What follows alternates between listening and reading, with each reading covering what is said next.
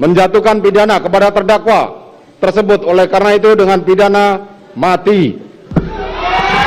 Pembacaan Ferdy Sambo divonis hukuman mati atas kasus pembunuhan Brigadir J diiringi sorakan meriah. Majelis Hakim Pengadilan Negeri Jakarta Selatan menilai Ferdy Sambo terbukti secara sah dan meyakinkan bersalah melakukan pembunuhan berencana terhadap Brigadir J sebagaimana dakwaan jaksa penuntut umum. Mengadili, menyatakan terdakwa Ferdy Sambo terbukti secara sah dan meyakinkan bersalah melakukan tindak pidana. Mengadili, menyatakan terdakwa Ferdy Sambo SIKMH telah terbukti secara sah dan meyakinkan bersalah.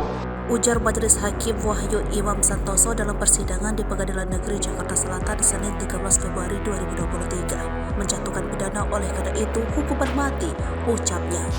Menjatuhkan pidana kepada terdakwa tersebut oleh karena itu dengan pidana mati.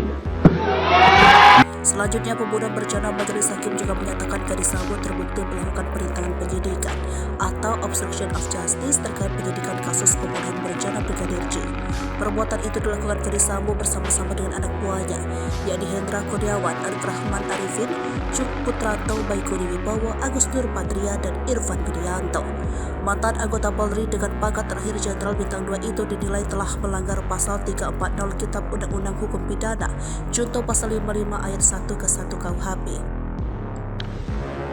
Mengadili, menyatakan terdakwa Ferdy Sambo SIKMH telah terbukti secara sah dan meyakinkan bersalah melakukan tindak pidana turut serta melakukan pembunuhan berencana dan tanpa hak melakukan tindakan yang berakibat sistem elektronik tidak bekerja sebagaimana mestinya yang dilakukan secara bersama-sama.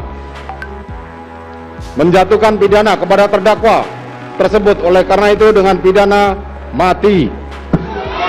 Memerintahkan terdakwa tetap berada dalam tahanan, menetapkan barang bukti tetap